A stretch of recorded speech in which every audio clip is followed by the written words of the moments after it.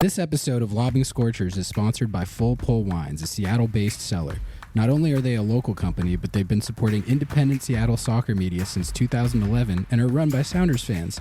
They offer the best boutique wines in the world to members of their mailing list with special focus on their home, the Pacific Northwest. Their model is simple. 1, they email compelling offers. 2, you request bottles that sound appealing. 3, your wine arrives at their Soto warehouse and is ready for pickup or shipping. Their Soto tasting room is also open to the public. If you're interested in joining their mailing list or learning more about them, visit fullpullwines.com.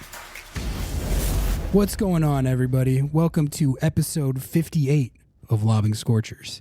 This is Ari Lilienwall.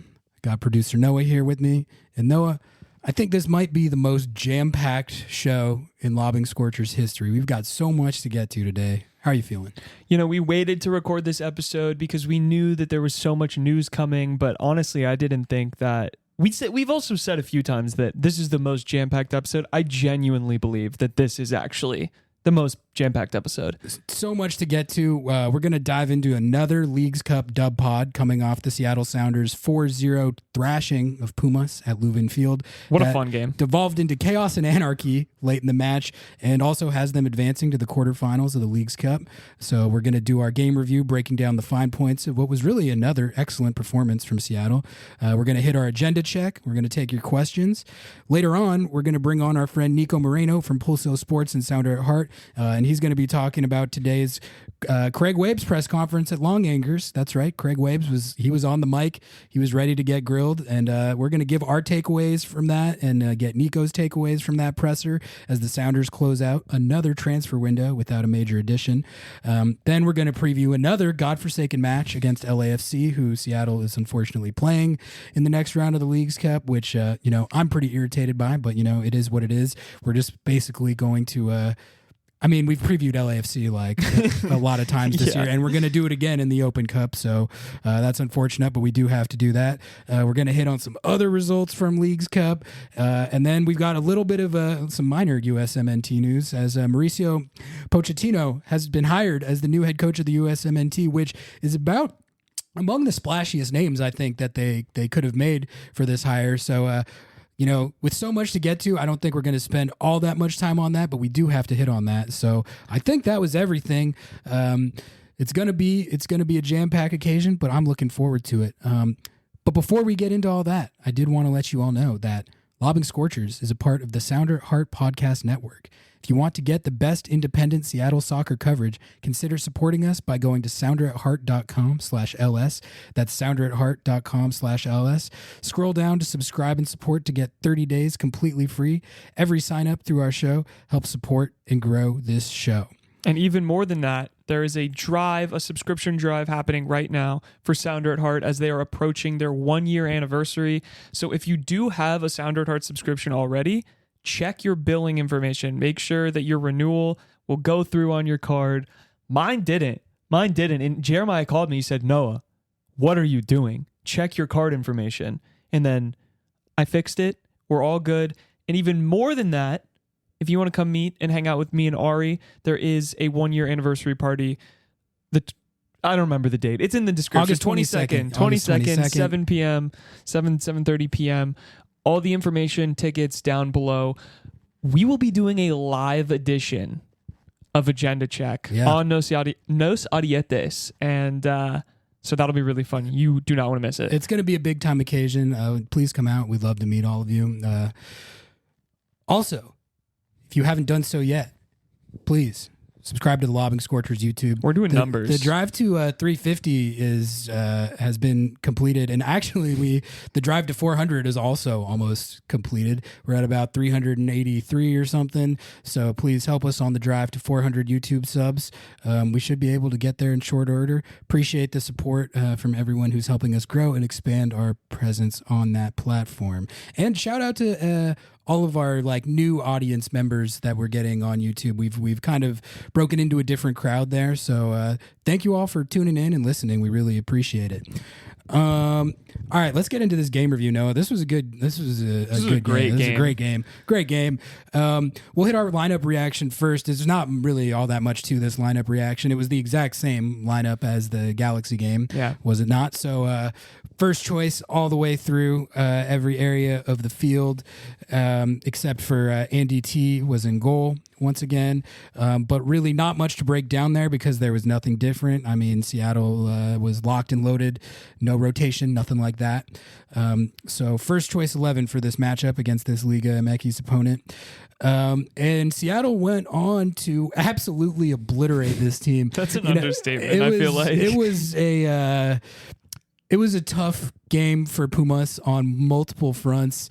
And really, it's funny because actually the first about half hour of this game, I actually thought Pumas was pretty comfortably in control on the front foot, generating the chances. And in fact, they actually had an opening goal that they scored in that first half hour, waved off for offside. The guy was way offside, but if they had scored the opener at that point, it kind of felt like it was coming. It really did. Like they looked like the home team. They had most of the possession. They were carving Seattle up a little bit, and I think I was definitely felt a little ominous, like this game could get away from Seattle if they weren't careful. But then, Noah, in the 32nd minute, a man by the name of Paul Rothrock. Pumas had been in control, as I said, but Paul Rothrock, 32nd minute. I think this was probably the best Paul Rothrock goal yet in terms of just degree of difficulty. It was great execution on this play on the set piece by JP and Rusnak. Pumas left all the space in the world out on the right side, and so it was a good heads-up play by JP and Rusnak to see that, make that read. Rusnak make the run. Great delivery by JP to put him into that space. And then, God, that cross by Rusnak is so just good. Inch perfect. His delivery into the box continues to be elite. It was once again. But, you know, if you told the out of any of the guys that I would have expected to get that much vert to win that header and put it on target, I don't know if I would have picked Paul Rothrock. Jordan Morris has scored a couple of those this year. That's probably who I would have picked. But Paul Rothrock got up. He wins his header and then just inch perfect placement on that. So just a really well executed goal all around on this. Great assist by Rusnak. Nice little secondary assist for JP. Noah, what did you think of the latest goal by Paul Rothrock? You know, I saw it happened basically right in front of me, right in front of my seats. I was there with a fellow Paul Rothrock enjoyer, my buddy Liam, and I can see him making his run, and I'm like, oh my God, it's going to happen. It's going to happen. I see that cross coming in, and my life was it was like slow motion, Ari, and I see him get up over his defender. I'm like, oh my God, he's going to score this. Jump up out of my seat and just boom, clips off the post, back of the net. The game felt wide open at that point. It turned the whole game around pretty much from that moment on. Seattle took back over, I thought. Like the whole period at the beginning of the game where Pumas was dominated became a thing of the past, thanks to the dynamic combination of Albert Rusnak and Paul Rothrock. It would stay 1-0 all the way into the second half. In the 58th minute, that's when Seattle got their second goal. This was a great goal. Good awareness by Rusnak to find Jordan Morris with that header. He wins his header and plays Jordan right in on goal. But this was one of Jordan's better goals of the season. I thought he chested down to himself. I think it might be his best goal of his career, honestly. It was a really like, sick genuinely. finish. I mean, not just the fact that it was left-footed, which we all know that talking point has unfortunately been a thing throughout his entire career. Not so much in the last couple years, but any time Jordan Morris scores a left-footed goal, everyone's like, oh, his left foot. But he really great finish, great control to bring that ball down and set himself up for it. He had the defender all over him, and he bammed. So that made it 2-0, and then at that point, it felt like Seattle was in cruise control, but they would add two more goals before this thing was done and dusted. The next one came in the 71st minute off a penalty kick converted by Rusnak. That was all about Obed Vargas. He makes another great run into the box. continues to show his attribute of foul drawing, which I believe was imparted onto him by Niko. It just, whenever he draws those fouls like that, it reminds me so much of Niko. He has the same body language as him too when he goes down. Like they make it look so convincing. Yeah. Like where even if the contact maybe wouldn't necessarily mean that you have to go to ground, they make it look like just so convincing. Yeah. And I think Obed actually was fouled in a way where he had to go to ground there. But I think another big just thing, a great play by him. Yeah, go ahead. Yeah, another big thing by him too is he picks and chooses his moments really well of when to go down like that, which was exactly one of the things I love the most about Niko. But great heads up play to win that PK. Nice clinical conversion by Rusnak. And then this game really popped off late. This is the point of the game that I was looking forward to talking about. 3-0 in second half stoppage time, and Seattle gets another penalty kick. What happened was Christian Roldan played Jordan through, and he's off and running. I mean, he's got a breakaway that he's probably going to finish. And the Pumas defender steps on the back of his ankle from behind. Out of frustration, dirty play, gets a red card, but then it set off a mass dispute, and Jordan was fired up. He was pissed off. I did a little lip reading. Noah, put my John Boy hat on, did some lip reading. He was scoreboarding the guy. He said multiple times, "It's 3-0. It's 3-0, bro." Bro hit him with the Tres Acero. Yeah, he hit him with the Tres Acero, and then the camera cut away, but it looked like, to me at least, what he was saying. I read, "What the fuck are you?" And I'm pretty sure what he was saying was, "It's 3-0. What the fuck are you doing? Yeah. Fouling me like that in a 3-0 game? Like, come on. Like, what are we talking about?" But anyway, it was popping off back and forth. Paul Rothrock got in there. He got shoved to ground. He got punched in the face, I think. He got hit in the face. Jackson Reagan was in there. It was Andy T made a sprint from the back line, and there was Andy T sprinted in there. He was pumped up. We know how pumped up Andy T can get. He was I wouldn't want to be on the Andy other end of that. No. Anyway, Pumas basically disgraced and embarrassed themselves in every capacity. That's a play that you make when you're frustrated about getting bammed on by Paul Rothrock and company. So it was definitely entertaining. I mean, it's honestly good though that Jordan didn't get hurt. Like that's why you don't do that, is because you can injure somebody. But it was definitely a fitting way, I thought, to end what was a dominant performance from Seattle. They move on. Pumas is going home. I don't think this is how anybody really predicted this game would go. I definitely thought it would be competitive, and it was for a bit, but it definitely wasn't. Basically from the hour mark onward. I'm going to hit my rapid fire takeaways here, Noah, and then you can tell me what you think of these. Just more electric stuff from Albert Rusnak. 1 goal, 2 assists, perfect cross on the Rothrock goal. He sets up Jordan's goal with the other assist and sunk his PK. I mean, he is up to, I think it's like 6 goals and 16 assists or something this year across all comps. The form that he showed during Seattle's kind of resurgent run before Leagues Cup started, it seems to have carried over. So more good stuff from him. This felt like the whole sequence we recapped at the end with Jordan felt like kind of like a symbolic moment of Jordan turning a new leaf and almost taking on a new persona. Jordan he's been known in his career as he's not like a fiery guy. Like off the field, he seems like a very nice guy, laid back kind of guy. He's not like a get in your face type of guy.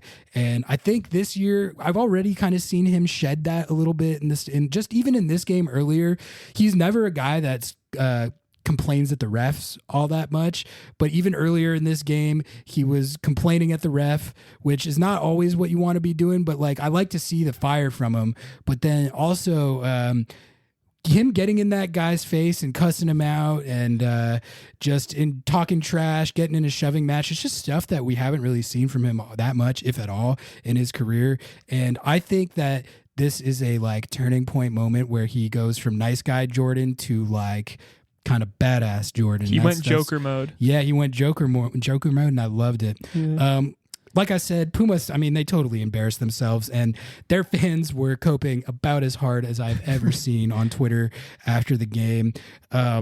They it were felt actually like CCL final on they were Twitter. big Liga MX fans. Like when their teams lose like that, they're pretty funny about it. Like they're like very kind of self-deprecating about it. Yeah. And you saw a lot of that after the game, which I appreciated. Like I thought that all that stuff was hilarious. The Sounders social media team was on about as big of a heater as I've ever seen them go on, because I think they kind of read the room that emotions were high after how the game ended. So they capitalized on that, and they were basically clowning on Pumas. They had multiple tweets go viral, and those got picked up by Liga MX fans and media. So that created a lot of really fun discourse. I had one bot in my mentions though that he was just coping so hard.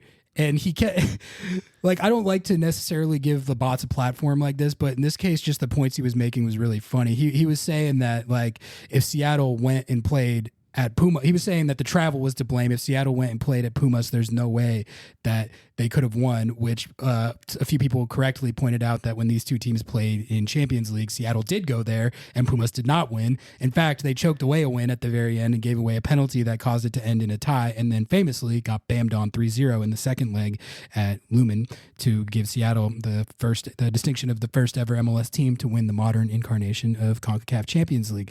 But so like, that was just incorrect. But what he kept saying, like, Seattle needs to come play at our stadium at the specific time of day. At noon. The specific time of day where we always play, which I've just never seen that. Yeah, that was wild. And that kind of made me think, like, this has got to be a bit.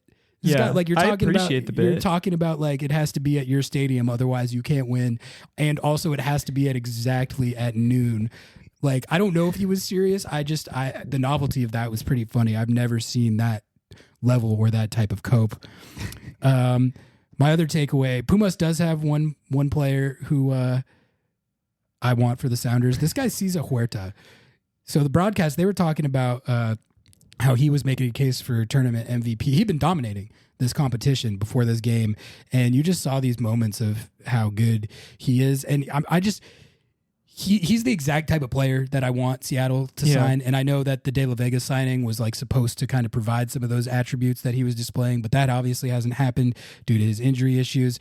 Like, leave that guy in Seattle. I want that guy on the team. He can stay. He can stay. The rest of them, like, just get him out of here. Go home. You guys totally. I mean, that's embarrassing. They might leave everyone but him in Seattle. Honestly, they probably should, because like that was just.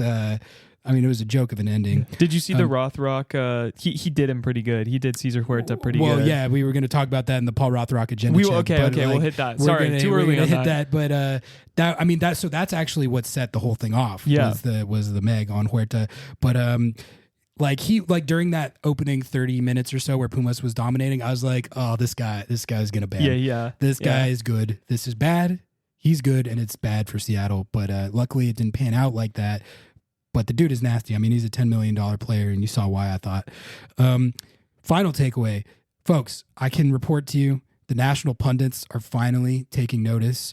It was partially because they were one of the only games going on, for that slate, but they got a lot of airtime on the League's Pass wrap-up show on Apple TV, specifically Albert Rusnak. So they have a Star of the Day segment, the national pundits, that they do, where they pick one player who's the star of the day, and then they put a big graphic on the screen behind the pundits, and it's got Rusnak's name on it, and it's got like a portrait of him like celebrating, and then they do a 5 to 10 minute little segment where they talk about why they're the star of the day. So it wasn't just a pundit who was bringing up Rusnak to name drop him and then moving on. It was it's the Star of the Day segment. So that was nice to see from the national pundits, because Rusnak, for how well I've been saying that the national pundits need to be taking more notice of this. Like a lot of other, I guess, quote unquote, bigger names in the league, if they were putting up the numbers he's been putting up lately, they would be the lead story on Season Pass. He hasn't gotten that attention, so it was good to see him get Star of the Day. And then after that, the pundits who were doing the broadcast for the LAFC game, they were talking to LAFC, of course, destroyed the Earthquake. So they were talking about how LAFC was going to play Seattle.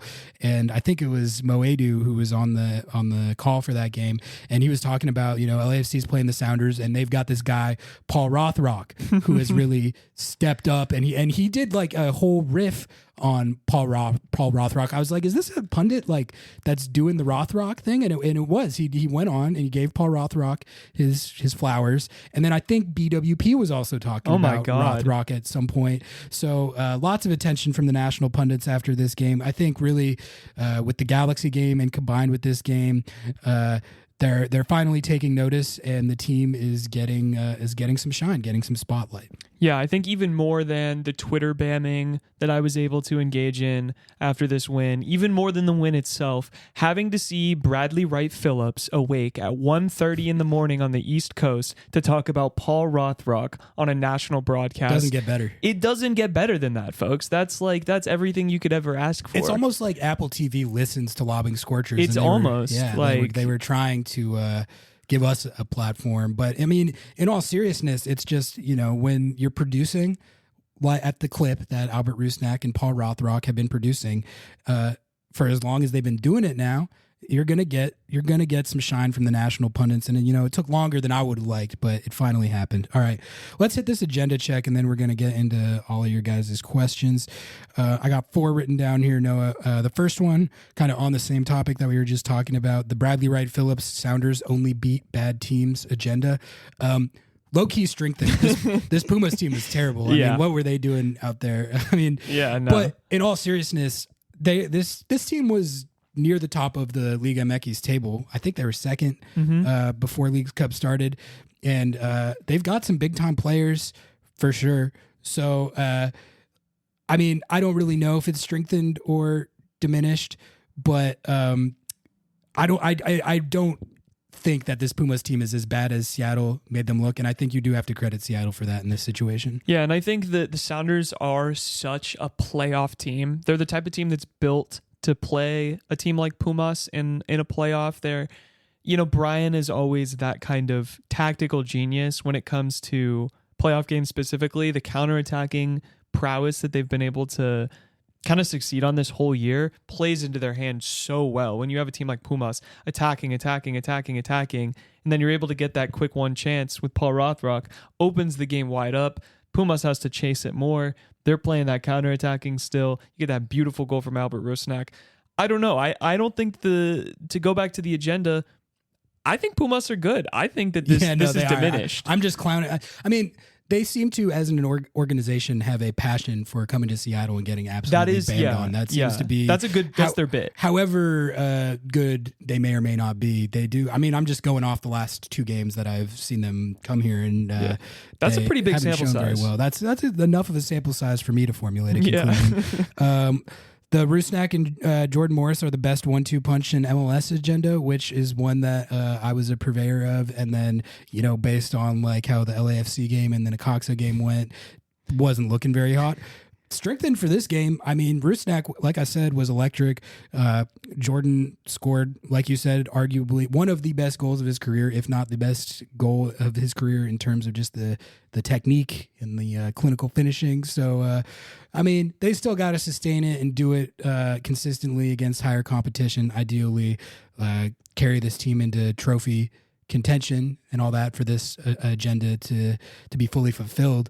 But it was a great game for them, is the point.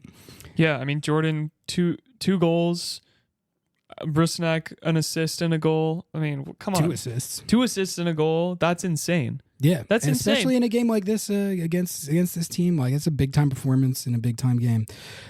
This is a new agenda that I probably shouldn't do this. Shouldn't do this, but I'm going to do it. So I see the doc. I'm scared here, Ari. The MLS is better than Liga MX agenda, which is not an agenda that I necessarily believe in yet, but it is strengthened from this game, but also just from this tournament. Like, okay, are you really telling me? If this is what you're telling me, you can tell me. But like, are you really telling me that the fact that they have to travel just means that they like can't win these games and now they only have 2 teams left? If you're that much better, how can you not win on the road? Like, I don't get it. Yeah. What are we talking about?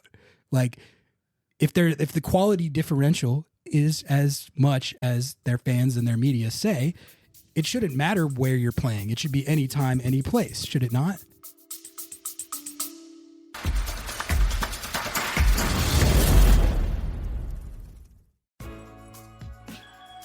Thank you for listening to the Sounder at Heart Podcast Network, which now includes Nos Arietes, Lobbing, Scorchers, and the Cooler Guild.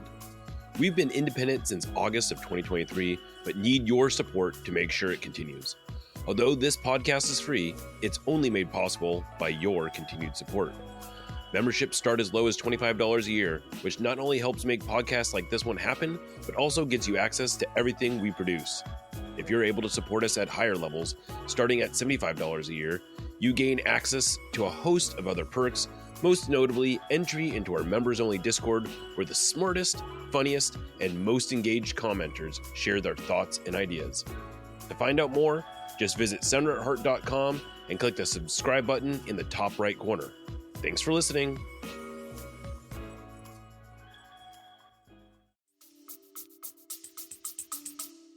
Yeah, no, I agree. I think it's funny too, because while a lot of people want to purvey that Leagues Cup is not a good version of this rivalry between MLS and Liga MX, sure, whatever, that's fine. But also they want to say in the same breath that Liga MX is leaps and bounds ahead of MLS, and that's just not true. That's just not true. I agree with you. I think this is strengthened, and I don't know if the top tier teams are better, but let's say it's Columbus and America in the final. I mean, that's like the two heavyweights of the league. Yeah, and also the other thing, this is a point I've made before, but my sympathy meter on this issue about them having to play all the games on the road, I get it. That is a factor, and it's unfair, and I think going forward, it should be more balanced in that way. But sympathy meter, not that high. No. MLS clubs, this is exactly what they have to do for Champions League. On those road games when they're playing at the beginning of their season and the Liga MX teams are mid-season, and there's a huge fitness disadvantage. And every time MLS clubs go to Mexico under those circumstances and get bammed on a lot of the times because in part because of this big advantage that the Liga MX teams have. Does anyone say that? Does anyone give the MLS clubs a pass on that? No.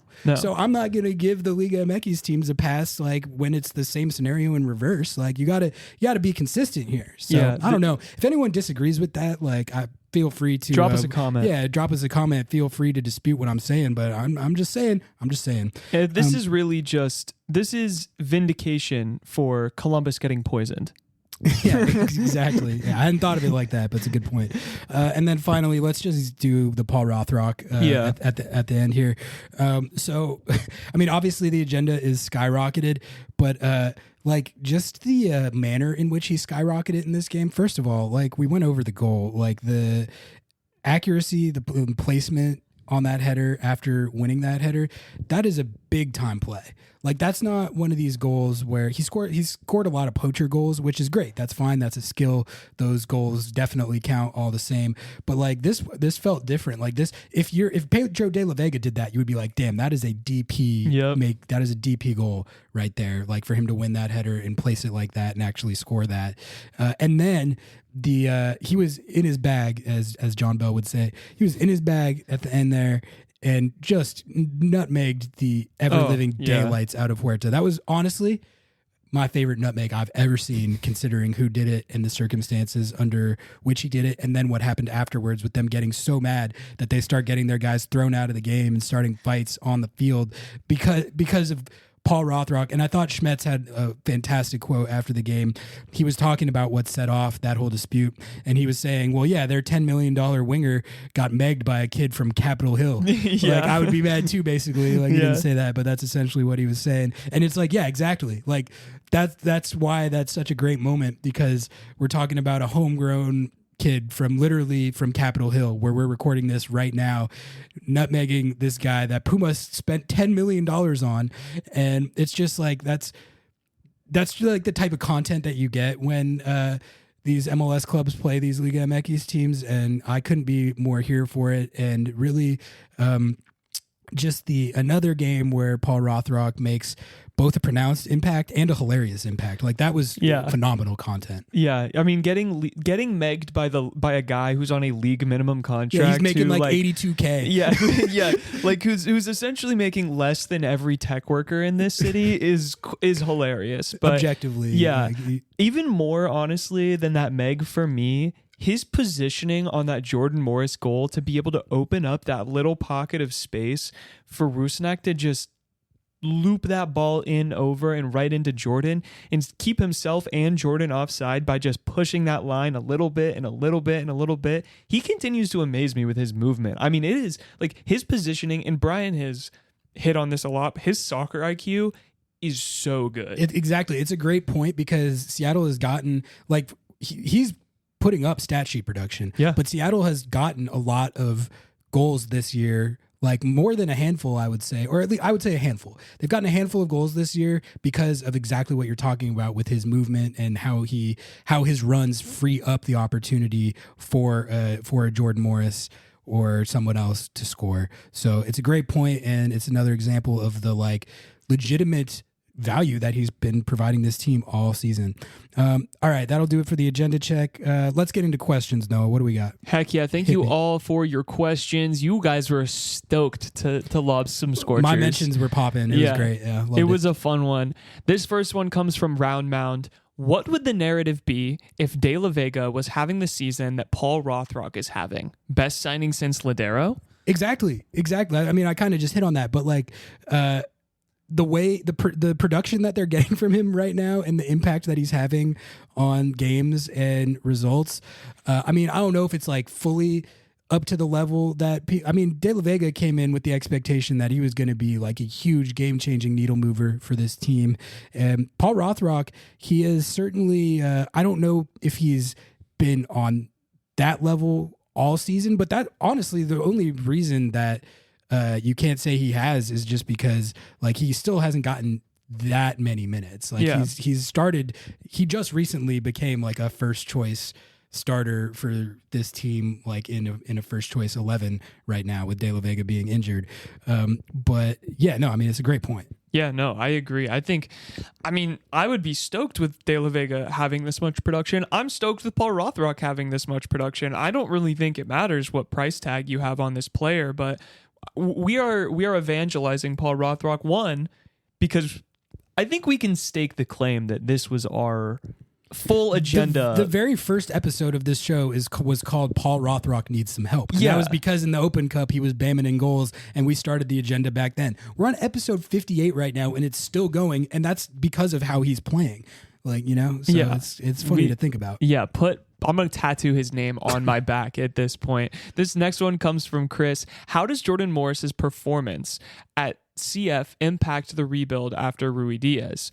Do you get another DP to replace RRD, or do you spend big on a winger or a midfielder as a designated player instead of continuing to trust Morris at the 9? Yeah, that's a good debate, and we're probably gonna have that debate a lot. Like down the stretch of the season and into the off season.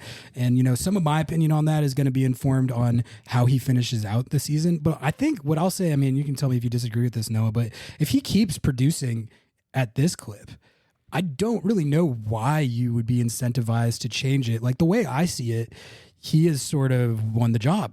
Yeah. And like what you need from your first choice number 9 is exactly the protection that he's been giving. And I will say, I've already taken this L, but I'll just take it again. Like, I didn't think this was like a good idea really at all. In fact, I was advocating for you. Yeah, it's true. You can, I'll let you have this one. I was advocating, for Jordan to stay out wide and to keep starting Rui Diaz, because when this team was struggling, I just didn't see Jordan moving there as an option that was going to get you meaningfully more production. But that's absolutely been proven wrong. He has been producing at that level. And if he continues to do so, I don't know where you stand on it. I feel like I'm pretty good with him keeping that job and being the first choice number 9 on this team, just with how he's been playing. He still has to sustain it, do it for the rest of the season, and then think we'll see where the chips fall. But if you ask me right now, I think I'm good with it. He's on track to have the most productive season he's ever had in his entire career. I think Jordan Morris is a great piece on this team. I think that he is a core part of this team, and the next 2-3 years of his career could legitimately be his prime. And I think another bonus, like just a benefit with him, is you can play him out wide. He's versatile. And that's something that like a pure striker, a pure 9, someone like Raul, who's like insanely talented, he just doesn't have that flexibility. Gotta say, man, I'm here for it. This next one comes from Bobby. With Rusnak... Let me try that one again. This one comes from Bobby. With Rusnak filling the score sheet as effectively as he has been, does the re-sign Rusnak for a slightly lower salary than what he makes now to free up a DP spot take a hit? Not because we shouldn't, but because he wouldn't take max TAM deal. This is a good one. Oh, yeah, this is a good one. It does take a hit because he's producing like a DP right now. Yep. But I mean, that's what you want. Like if you're evaluating the decision as to whether to bring him back as a DP or bring him back at all, I think that gets a heck of a lot easier when he's objectively giving you the production that you need from your DP. I mean, like 6-16, man, like, and the season's not even like close to over. Like he's going to be up over 20 dimes probably, or at least close to it, across all comps before the season is over, which I don't think Nico ever had a season where he had 20, and he's one of the best assist guys that's ever played in MLS. Yeah. So, I mean, that should kind of put into perspective the type of year that he's having. I don't think it's really getting talked about in that way yet, just because there is so much skepticism around it, right? And there was a long period of this season where he wasn't producing like that. But like, I don't think there's any way at this point that like him taking a pay cut or becoming like a TAM player would make sense from his perspective, not when he's playing like this.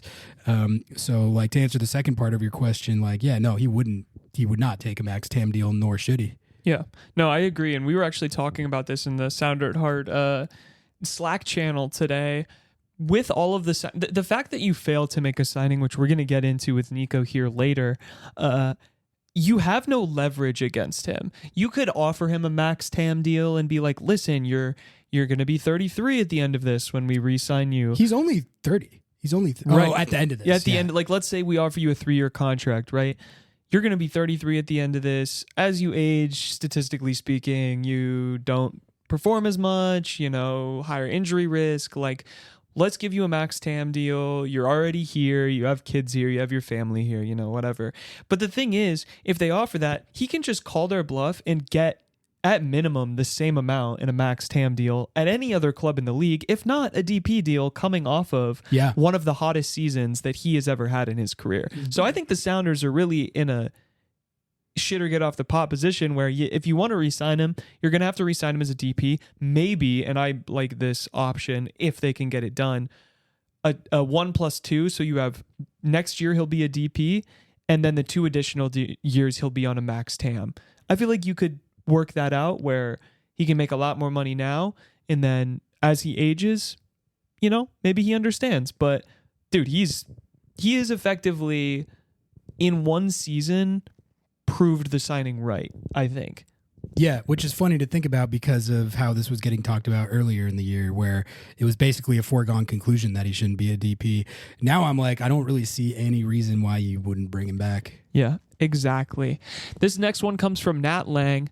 How might a run at Leagues Cup Championship affect Open Cup/league play, and what should Smetzer prioritize?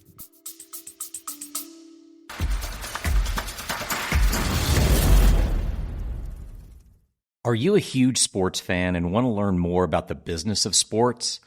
The events, deals, media, or how leaders got started in their career?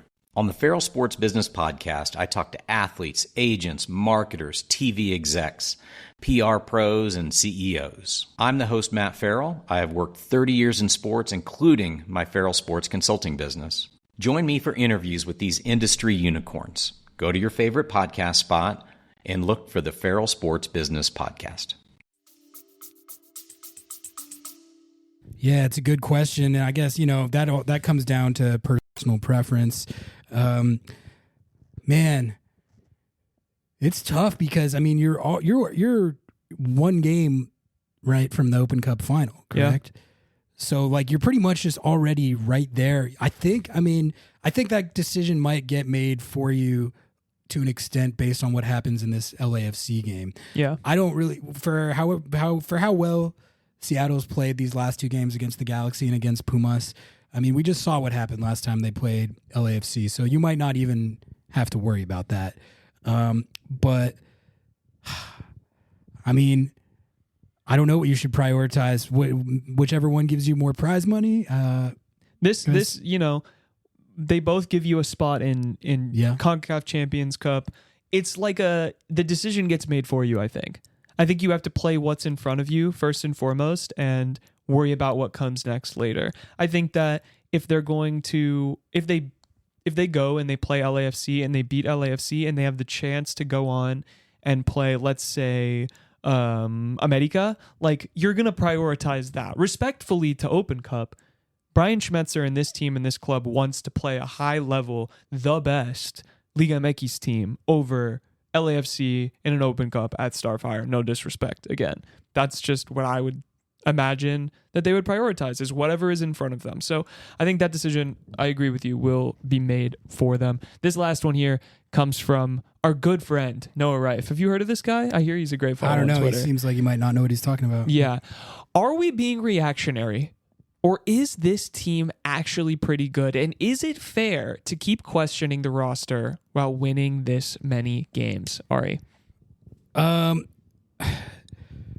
I mean, yeah, I think pretty good is like the category that I would put them in now. The thing is, I think the reason there's so much consternation about the roster is, I mean, this fan base expects great. It doesn't expect pretty good. And I do think it's totally fair to point out that 1.48 points per game, which is what they're at in league play, is not really up to the standard that people have come to expect from this team. And really, since CCL 2022, their points per game in the league has not been to the standard that people expect from this team. I do think it's it's fair to point out too that this season got off to a terrible start. But if you look at the sample of games, which is pretty big now over their last 15 or so games, they're at like a 1.8, 1.9 or so points per game pace. Yeah. Which I mean that is a Shield level play pace. They've been playing like that for a while now, and I think things got thrown a little out of whack as far as how we perceive that by the LAFC result and the Necaxa result. That was a regression in vibes, as we titled that pod. But like, if you're looking at it big picture, those are outliers compared to how they've performed over the rest of this stretch, which has been at a very good level. That's got them right back into the playoff race, and it's gotten them on the precipice of an Open Cup final and into the quarterfinals of Leagues Cup. So I think to answer the first part of your question, I think it's totally fair to call this team pretty good. They're definitely not proven as great or elite, but I think they haven't won anything. They haven't won anything yet, but they have opportunity to win 3 trophies. So they could definitely put themselves in that conversation. But I don't think it's unfair to question the roster and the lack of transfer movement and all that, because they have not been to the level that has been expected of them based on their history. Yeah, I agree with you. I think it's one thing to have blinders on and look at right now, what's happening right in this moment. And then when you take the blinders off and you realize, oh shit, like a lot of our players are going to be potentially on their last year of their contract with an option.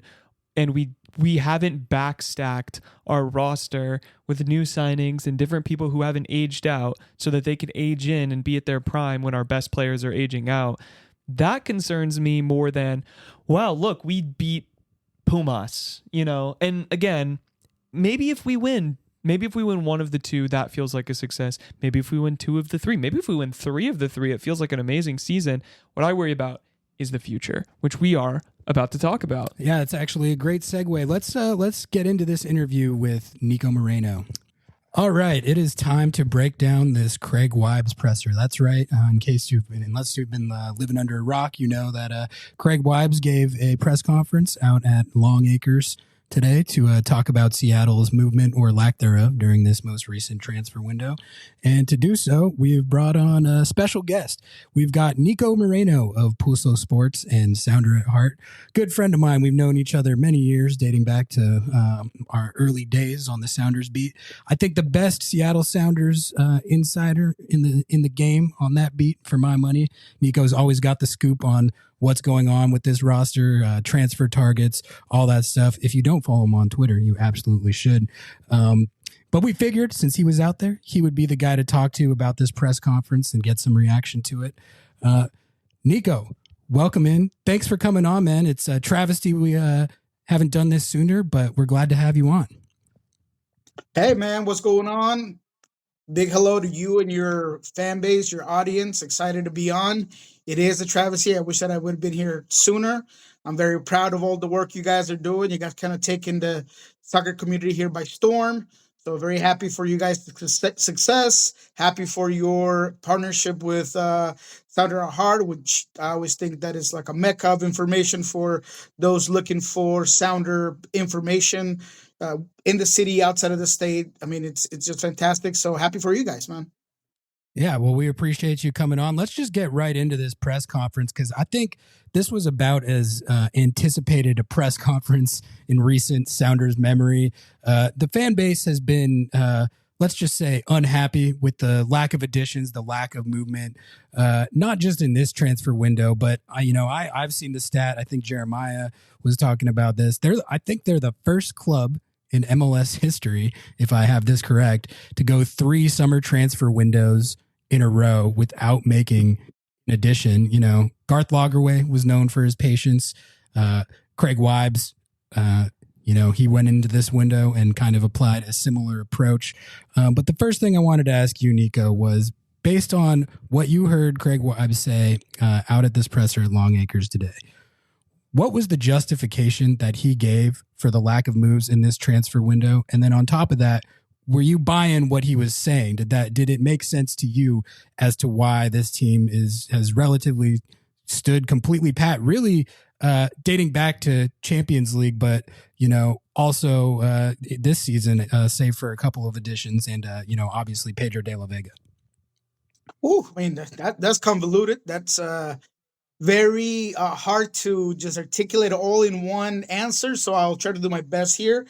Am I buying what he was selling? Yes, I really do think that his hands were semi-tied. I do believe that he was kind of sent out to shop for a car with a $20,000 budget. I mean, for anybody who understands these days, that's not a lot. I believe that his effort was there and that he did sit down and negotiated with several players. Those players who, as he explained during this presser, it wasn't just about their salary, but you have to make their clubs whole. So you got to pay for a transfer fee. And all that within itself just adds up and stacks up. And if you can't do it financially, then you can't do it because no team is going to give you no hometown discount. No team in MLS, nobody outside of MLS, they're going to do the opposite. Every time that, and I've said this to just about every show that I've done this week, is if you have MLS as part of the negotiation, they're going to tax you. They're going to give you that big dollar money amount. We know that you need it. We know that you want it.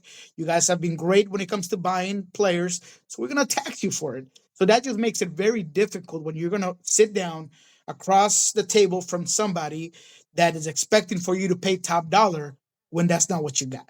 So I do know that they've been looking at some free agents, some that recently got out of contract. I know that they looked at an Ecuadorian winger that plays in the Ecuadorian league. I know that they looked at a Colombian winger that was playing in Europe.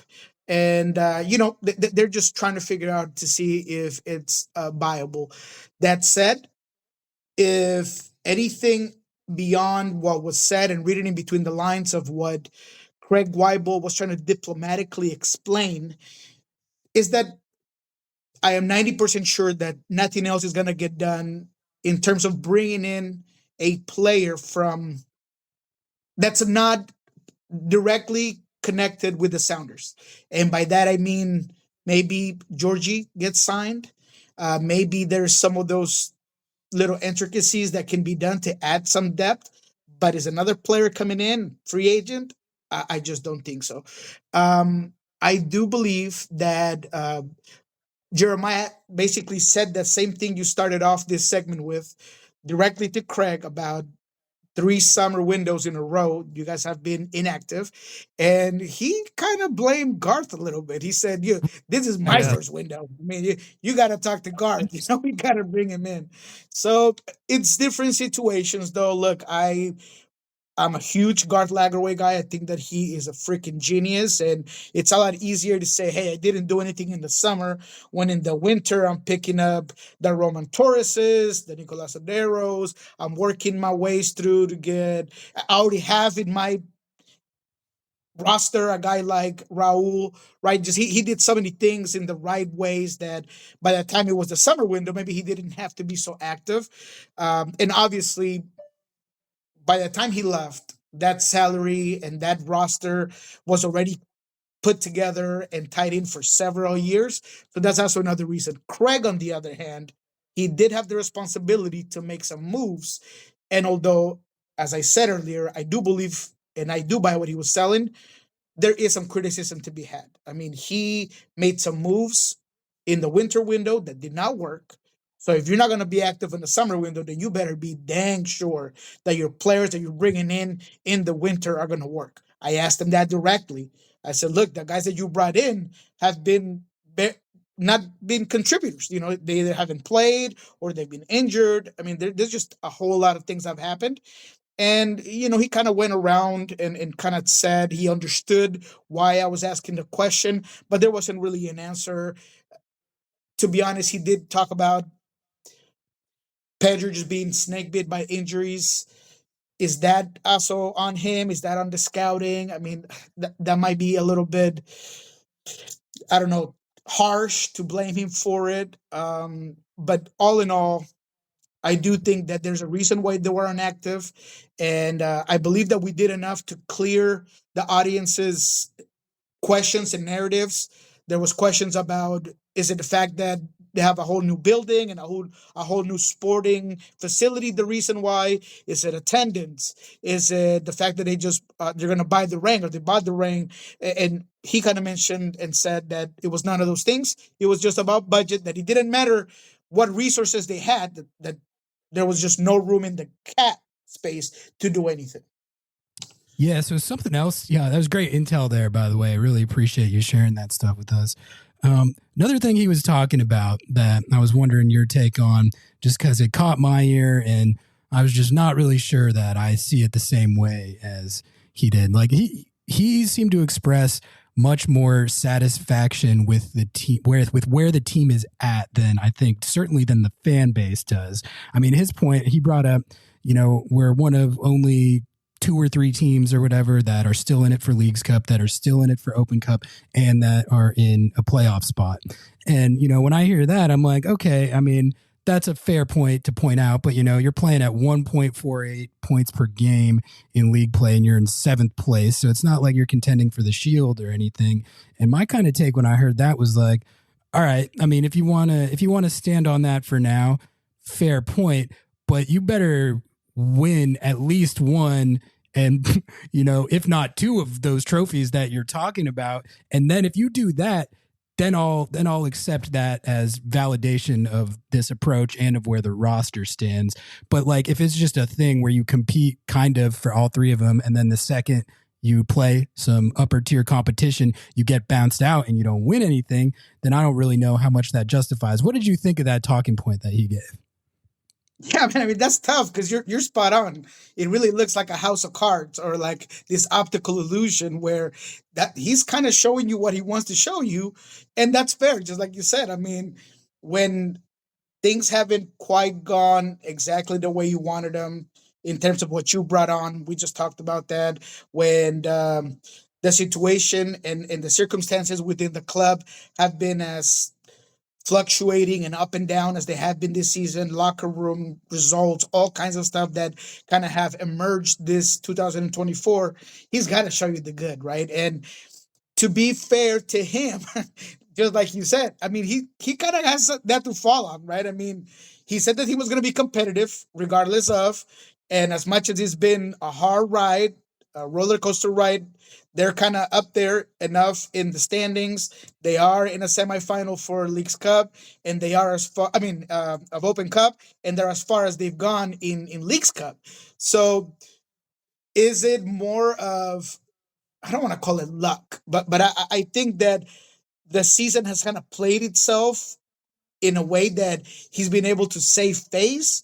But I'm with you. Anybody who looks at the numbers, who looks at the play, who ultimately expects more from this team, has every right to be upset and say, hey, you're being way too content with the reality of this team. But that's kind of his job. You know, he's going to show you the good because that's all he kind of has to do. But that's something that I don't agree with. I'm with you. I think that the season has not been as successful as the standings or where you are in the tournament is at. I think it's very easy, or it's a lot easier, not very easy. It's a lot easier for you to go far in a short tournament like Open Cup, like Leagues Cup, than a full year of league play, where that's where you're really testing your depth, you're testing the real quality of your team and the ups and downs of the season. So having a good month is not having a good year. And that's where Seattle is right now. They're having a good month. They're going off of vibes. They're going off of Paul Rothrock vibes. They're going off of great play by Jamer Gomez Andrade. They're going up by Jordan Morris, who's hot right now. So, you know, he's kind of got to show you what's kind of working. Yeah, great point. I'm going to get one more in here real quick, and then Noah, I'll kick it to you if you got anything. So I was wondering, Niko, your take on what the biggest need on this roster is right now. I'll tell you what I think, then you can hit us with what you think. The way I look at this roster right now, and we were talking about this on our last show, but I actually don't think it's like crazy far off from at least being competitive with these upper tier teams in the league like LAFC and Columbus. And then, you know, Inter Miami, I kind of put in their own category. But, you know, we've seen this team struggle quite a bit on offense this season, especially earlier in the season and dating back to last season. But they've been defensively very solid, really, I think. And I think when I look at Rusnak and Morris, I see a 1-2 punch there that's been very, very productive and dynamic recently and combining very well. I mean, and they're putting up the numbers on the stat sheet. This team needs a lot more production and creativity and dynamic play from out wide. And I know that Pedro de la Vega was supposed to provide that. That was like the whole point, is that he was going to be the one that boosted this offense in that way. Obviously that hasn't happened because he got injured, but like, we're big fans of Joseph Paintsil and Gabriel Peck on this show. I love what the Galaxy did there, like spot on. And my take is just like, if you just put like a duo that was that dynamic and productive out wide on this team, you all of a sudden could really be, look at what that did for the Galaxy. They went from being like a kind of middling to actively bad team the last few years to now their attack and their offense is excellent. That's kind of what I want to see, the moves that I want to see roster. I mean, is there any other area of need, or would you kind of agree with that outlook? I mean, if we're going to use the LA Galaxy as an example, then I'd go beyond the triple Ps, right? The Pudge, Peck, and Paintsil. I would go back and say Brookman coming back and being healthy again. Aude out wide. I mean, all the things that they've kind of put together. And I say that because I feel like Seattle needs to do a couple of things.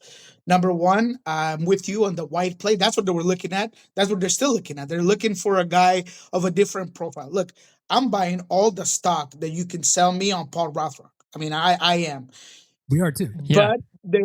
But there are guys out there that maybe put you at a different level while allowing Paul Rothrock to continue to grow, continue to develop, and don't give him this massive load to be that guy that's expected to be a Peck or expected to be a Paintsil, because that's where your DPs go. That's where you're bringing in those guys to really change the game, right? And I've said this all year long. right now, Seattle does not have an X factor. They don't have that difference maker, that player that is going to put his team on his shoulders, and that it doesn't matter what team you're playing on. He's a game breaker, baby. He's going to just take you apart piece by piece. So I do believe that there's need for a wide player. And if Seattle wants to continue to play Jordan as the 9, then I'm all good and well. Because if not, then let's switch it up. Let's put Jordan on wide and go and get yourself 18 goal a year type of DP striker. Because that's another way you can do that. Because I feel like Jordan can be just as productive out wide as he's being up top. So you go and you move Jordan to the side and get you a striker. But the one that I don't think many people are seeing that to me is key for what Seattle likes to do, wants to do, for this soccer module that Brian has created, is a real 6, a real disruptor, a guy that's an Aussie type, a guy that's gonna take the ball away and just play simple. The Kubas of the world, that type of 6 that's just gonna take it away, give it up easy. David Flores for Toronto right now. That's the guy. That guy's woo. That is what I'm talking about. That guy's just going to just fight every ball, win every duel, and he's going to play simple, and he's going to allow other players to do the other work. He's going to give you that dirty work. He's going to make you even more solid defensively, because as good as Seattle has been on defense, there are times where it's very easy to play through that midfield. And there's a lot of pressure put on your fullbacks, and that's why you've seen him exposed sometimes. People like to blame Alex Roldan a lot. Nuhu a lot of times. Yes, that's fair, because Nuhu sometimes gets a little out of shape, or a lot out of shape when it comes to that defensiveness. But you've seen so many times Yemer have to go back and use his speed to recover and fix. And all those things can be very easily amended by having another 6. JP, love that guy. MVP semi-finalist for MVP a couple years ago. I think he's back to being almost 100%. But there's an age question. There's a what next question. So because of that, I feel like you got to go get your replacement before it's too late. Have that guy ready to go when JP's not there. Yeah, I agree with that 100%. I was going to ask you about that defensive mid position, because we've seen Atencio and Obed work together, and that's just really not panned out the way that I think the Sounders had wanted it to be. So I'm in total agreement. I think finding a 6 is a big key to, especially as this team's played so well on the counterattack, having that piece to turn over balls, win those duels. It could be even a better investment than a young pacey wing player, someone who could, get injured or something like that. Like that bruiser would be awesome. Last question here for you. This was the thing that struck me the most as someone who's been incredibly impatient for a signing, whether that is valid or not. Craig had said that the summer is a better market for transfers, which I think is a fair thing to say. And he said, I wouldn't be surprised if we held resources this next winter for the next summer, so summer 2025. How are we feeling about that? Does that concern you at all, or does that make sense? That concerns me a whole lot, because if you are betting on the summer window and you're hoping that the wheels of this bus don't fall, I think you're setting up yourself for failure. You need to revamp this team as early as January, because there is an adaptation curve. There is a learning curve individually, not as a group, but individually. There's a learning curve for every player. You got to figure out if it's going to work. And are the pieces around this player going to be able to allow him to be successful? There's so many things that you need to see, in my opinion, early on. Because if you don't hit gold in the summer, which I can't remember the last time that the Sounders hit gold in the summer, that's a problem, right? So if that hasn't been what's been working, why do it on a Club World Cup year? Why do it when there's so much expectations? I don't know about you guys, but there is the need. There's almost a necessity for this team to show a lot better than they did last Club World Cup. They need to at least win one game. Win one game. That's all you got to do. You got one job. Win one game. That's all. Nobody's expecting you to be Real Madrid or whoever else is in that Club World Cup, but win you a game and don't get play out of the dang field. Do not do that. And if you're going to do that, you're going to need to get some guys in the winter. So I think he's saying that. I think that there are guys already on his radar. I understand that it's very easy to wait for a guy's contract to expire in the summer because that's when all the contract expire. But man, you owe this fan base at least one transfer fee. I mean, me and Jeremiah and Jada Evans and all, we were talking about something similar, and it was like, look, the best players, you're going to have to pay a transfer fee. The best players are not waiting for their contract to expire. The best players are not free agents. So if you want to go get yourself a baller, you got to pay baller dollar. So I really do think that there's a responsibility on Hanauer, and a lot of it, Craig might have to go in there and be like, hey, man, I need this cash because this fan base needs and deserves and has earned by being there the 20,000 or so that continue to go consistently. They deserve a big signing in the winter. So if you got to go out there and pay a transfer fee to get this guy off a contract, then you do that, especially next year, especially in a Club World Cup year. Absolutely. All right. I think we're going to let you go on that one, Niko, but thank you so much for coming on with us. We really appreciate the time, and we're definitely going to have to do it again soon. I know, the transfer tracking game for you hasn't been as hot with all this like patient waiting, but anytime the Sounders do have a target, Niko's the guy to follow. Follow him on Twitter at ElRoloNW, ELROLONW. We'll put it in the description. Yeah, we'll put it in the description. Thanks again, man. Like I said, we're going to do this again soon for sure. And do you have anything you want to plug? Do you have anything you want to plug? Thursdays with Niko on Soccer Down Here. That's 7:30 to 8 o'clock every Thursday on the Twitch. I put it on my Pulso and on my media, my X account. So check that out. Love that segment. We do the whole Western Conference. We talk about juice boxes. If you like to play juice boxes on games that are coming up or MLS, we do a lot of cool stuff there. So check that out. Of course, Pulso Sports as well. I try to do a little bit of English stuff, a lot of Spanish as well there. But whenever I do have English content, go ahead and follow that up. We will make sure to put all those links in the description. So if you want to find Niko, down in the description, all of that. We got you guys. Thanks again, man. We'll catch you next time. Thank you, Niko. You're right, my friend. Have a good one. Thank you so much to Niko Moreno from Sounder at Heart and Pulso Sports for joining us. I thought that was a great segment, Noah. Niko always comes through with the intel and the behind the scenes, and it's always, we bounce our takes off each other all the time, but it's always nice to get a different voice in there and hear what they have to say and their perceptions of this team and this roster.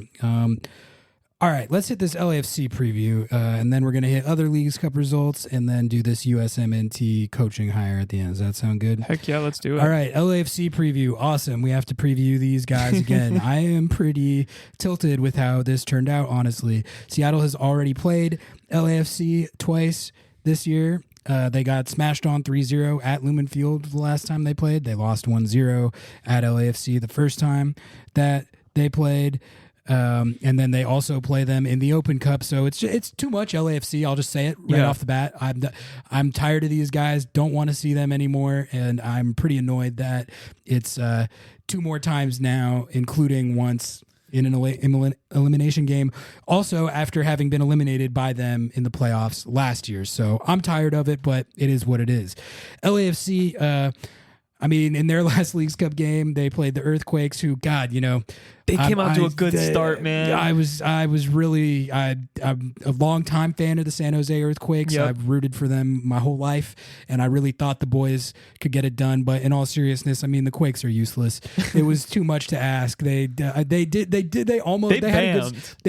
that guy, Hernan Lopez, Diego Maradona's nephew. He's pretty good. Can we get him? He would be great. Them, Leo Chu, just straight swap. Leo Chu for him, just swap. Hernan Lopez looks like an actual player for them. Unfortunately for them, he's about the only actual player that they have. It was always too much to ask for the Quakes to come through in this game. 4-1 to LAFC. We've talked about it we talked about it like 2 weeks ago when Seattle played LAFC, but Denis Bouanga is an evil demon spawned from the gates of hell. He has to be stopped for just the safety of society at large.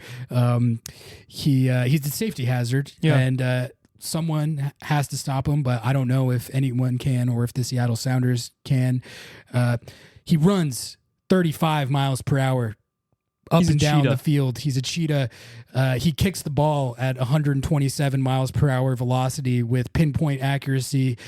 When he kicks it, your goalkeeper, he can get in the way of it, but it's just going to it tears a hole through his body, him and goes into the net, even if you have a chance at making the save. So I hate this guy. I wish I didn't have to watch him play soccer ever again, and I have to do it twice in elimination games in the next couple weeks. I'm salty about it. I never feel good going into a game against him. Here's the thing I will say, and I was saying this on my KJR hit with Jackson Feltz the other day, but like, it's pretty hard. LAFC has to play Seattle 3 times in this stretch too, and they won the first one. It's pretty hard to beat the same team 3 times in a row, no matter how much of a quality differential there might be. So my honest prediction here is that they're going to split these games. Like, LAFC is going to eliminate Seattle from one of these tournaments, and Seattle is going to eliminate LAFC from one of these tournaments. I don't know which is going to be which. I think that's kind of up to chance, but just purely based on the fact that you pretty much never bam on a team like that emphatically 3 times in a row. I think that would be my prediction for how it's going to pan out. That being said, when you have an evil, demonic force of nature like Denis Bouanga, they could bam on Seattle twice in a row and eliminate them from both these tournaments, which would be highly unfortunate. But this LAFC team is just really hard to stop right now, and they have Olivier Giroud. They have the leading goal scorer in the history of the French national team, who debuted against the Quakes. Steve C said that he's probably going to play a little bit in this game, even though he's 37. It's on turf, so that's just another unfortunate wrinkle for this situation. And I wish this game was not happening against this opponent, but here we are. Yeah, I mean, when Giroud's knees explode at Starfire Stadium, and he comes off the ground, his knees they explode and turn into ash, and then a phoenix rises out, and that phoenix goes inside of Denis Bouanga, and then he winds up and kicks the ball to eliminate the Sounders out of Open Cup at Starfire Stadium in front of 10,000 people, or however many it is. I think it's like 5K, but 5,000 people. It's going to be evil. And this next match, I'm not looking forward to either. I don't want to make a prediction because it really could go either way. I do think the Sounders have a better chance at winning that Open Cup game, especially the Starfire variable. The Starfire variable, and if LAFC does end up eliminating the Sounders, I think they have a pretty good chance of going on to the final. And if that final is going to take place, like, what if they just punt the Open Cup? Yeah, they could do that. I don't know. It's not out of the question. Like, do you really think Steve C is going to have the courage to deploy both Denis Bouanga and Giroud at Starfire on like 3 days rest from the final? I mean, like, even so, like, Kai Kamara, Kabam, like, it's just, their roster's so loaded. That team's so deep. They play some of the most ruthless ball in the league. It's just, I know that there's like a built-in amount of time that you're gonna have to play LAFC every year. It's in the same conference, but just 4 times like this, it's just unfortunate.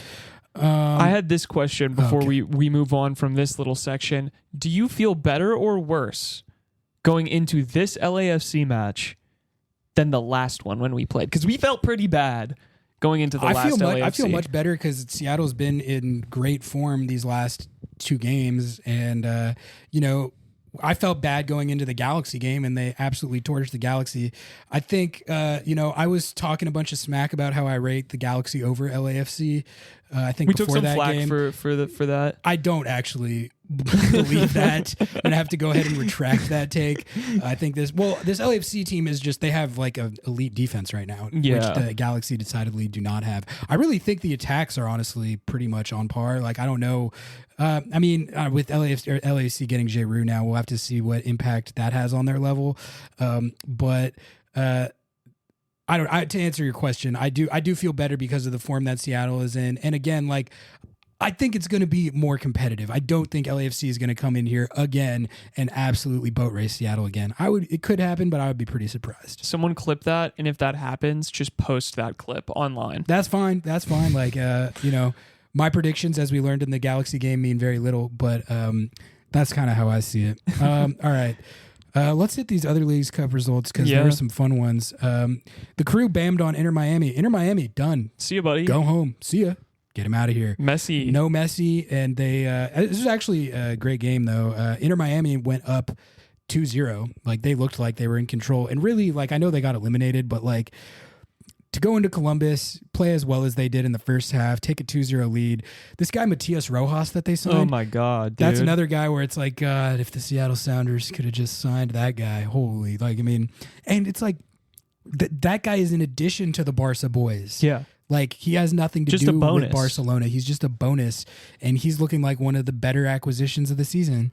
And he was bamming. Inter Miami looked like they were in the driver's seat, and then the Crew did the Crew thing in the second half. Wilfred Nancy, he laid those halftime adjustments down because his boys came out in the second half, scored 3 goals, won the game 3-2 to eliminate Inter Miami, and really kind of further stake their claim as one of, if not the best teams in the league. I mean, I still, if Messi's playing in that game, I still think Inter Miami, I would take them in an individual game with Messi playing over absolutely. the Crew. I still would. I mean, I have disagreed with that, but I think at this point, with Matias Rojas being just a baller, I think I kind of agree. Yeah. So, the Inter Miami's out though. That's the reigning Leagues Cup champion.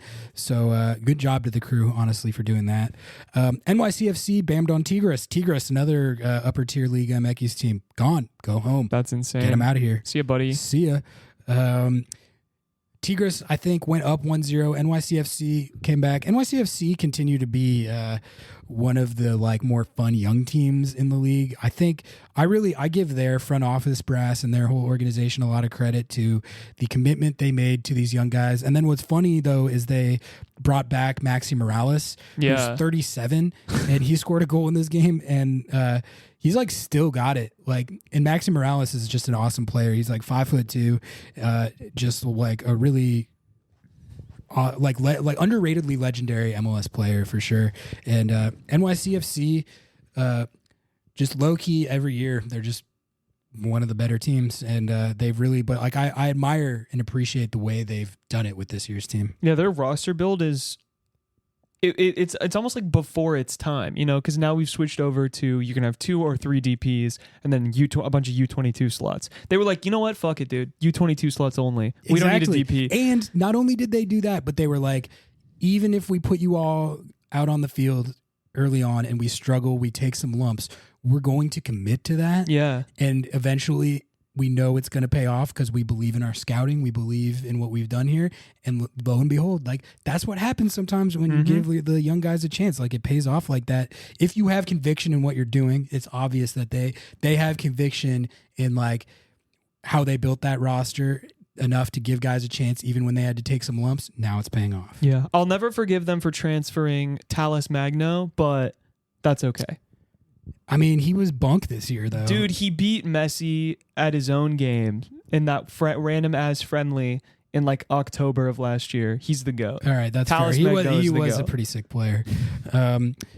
St. Louis City, man, they almost actually did it to Club America. They almost did it. They went ahead. I think they went ahead 1-0, and they definitely went ahead 2-1. But so I tuned into that game when St. Louis was up 2-1 on them because I was like, is Club America, the biggest club in Mexico, about to lose to St. Louis City? And so I had to turn that on, and I was like, please let this happen. But pretty much the entire time I was watching that game, Club America was just absolutely dominating. They were down 2-1, but it looked like Real Madrid playing against. Berkey was going crazy. Well, yeah, Berkey was going crazy, and they were flubbing chances, but they were their XG for this game must have been 6+ or something with how they were playing, and. Sure enough, I mean, eventually it got away from St. Louis, and Club America goes on to win 4-2. Club America games in this tournament, I mean, they're not playing on the road. Their fan base in this country is insane. I noticed that when they came to Seattle, it was easily the biggest visiting presence I've ever seen. It's like that everywhere they go. They're like the Hollywood team of Mexico, I guess, because their fan base. I mean, I know they're like really popular in Mexico, obviously, but like their fan base here is like far and away above any other Liga MX team that I've seen. And that game looked like they were playing at home. Yeah, it literally looked like they were playing at home. Every time they scored a goal, the whole stadium was just going crazy. And honestly, my takeaway from watching that game is like just watching them play and the level that they're playing at right now. Like I know there's only two Liga MX teams left.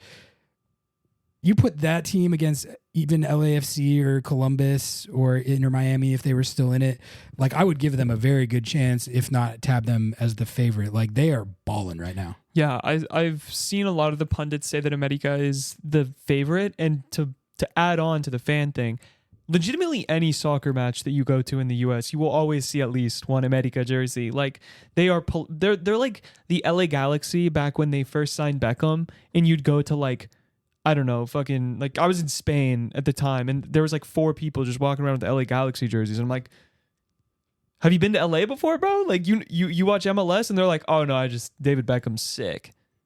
I don't know. Shout out to America. That's definitely, I recommend tuning into like their games for this tournament just because like more than any other team, I guess, Inter Miami is a spectacle in their own right when Messi's playing, but he hasn't been. But like their games are a real spectacle. 100%. Philly bammed on FC Cincy, which was pretty funny. Are they back? Well, so okay, that's a good question for this. Like, I think they kind of are. Like, they've been very resurgent in this tournament, and really even a couple games I think before that in league play, they were looking a lot better. And like, to go into Cincy, TQL, which Cincy's a supporter shield frontrunner, one of the best teams in the league. And I mean, Philly hung 4 goals on them. I think there is an element of like Cincy are just so beaten to shreds by injuries right now. So it's not really like Cincy at their apex. But it's probably good for them to lose. I'm going to miss this, like the Philly Union's run of like 10 straight games where they were not just losing, but losing in like the craziest. Yeah. Like if you lose like a couple of games that crazily 2 or 3 times in a year, you're like, damn, how does this keep happening? They did it like 8 times in a row. It was hilarious. Yeah. I had no idea what to make of it, but I think like they have come out of that. This Baribo, I think his name was, I might have butchered that, the Israeli striker, he's in really good form. He scored a couple goals in this game. So Jim C and the Philly Union are back. That's also another example of why you don't like fire your coach after one bad run of form. Like, I know a lot of people were calling for Jim C to be fired. A lot of Philly fans were calling for that. And I get it. That must have been the most infuriating run of form to watch, probably of a lot of Philly fans' time, like following the team in the last like 5 years. But they seem back, and since he's gone, get him out of here. Yeah, Philly, I think they literally didn't even just lose like 24 games straight. They lost all those games and were having the plague happen on their field. Like their entire field would wash away in a flood, and then there was like raccoons taking over the field, and then it was like locusts were swarming and like planes were flying over, and it was just like it was weird. There was like it really felt like there was something like cosmic going on. And if you watch a Jim C press conference during that run, which I watched a lot of them, like you could tell he thought like the same way. Like they'd be asking him questions and he would be like, I mean, I don't really know what to say about it at this point. It's the 4th game in a row where something completely insane that I've never seen before in my career has happened, and we lost. So I'm just going to tell the boys to keep chopping wood, I guess. Like, I don't know if I would have said anything different if I was in his position. It was wild. Me neither. Colorado Rapids did it again. They took down their 3rd Liga MX team in a row. This time it was Toluca.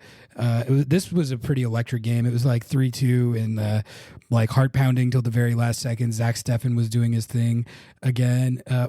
Apparently the Colorado Rapids are just too much for Liga MX. They can't their league is like just so much better than MLS, but you throw the Colorado Rapids at them and they don't know how to handle it. They can't do it at Mile High. Like we